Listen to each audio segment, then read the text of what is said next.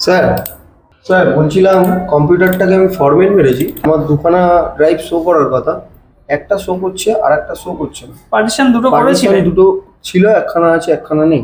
একটা দেখতে পাচ্ছেন না? একটা দেখতে পাচ্ছি না, সি ড্রাইভ আছে ডি ড্রাইভ নেই। তাহলে ক্লোজ করো, দিস পিসি, ওখানে রাইট ক্লিক করো, ম্যানেজ,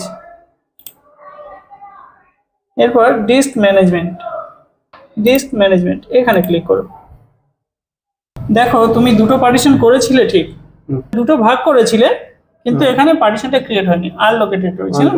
তাহলে এর উপরে গিয়ে রাইট ক্লিক করো, বিভিন্ন অপশন এসছে না, এখান থেকে গিয়ে উপরে যে অপশনটা পাচ্ছ ওখানে ক্লিক করো, এরপর নেক্সট করো, আবার নেক্সট করো।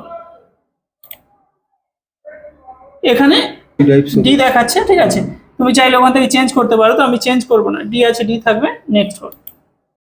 এখানে আছে কি নিউ ভলিউম, এখানে ক্লিক করে নামটা চেঞ্জ করতে পারো, চেঞ্জ করে দিলে লোকাল ডিস্ক, এরপর নেক্সট করো, ফিনিশ। দেখো লোকাল ডিস্ক ডি এসে গেছে না।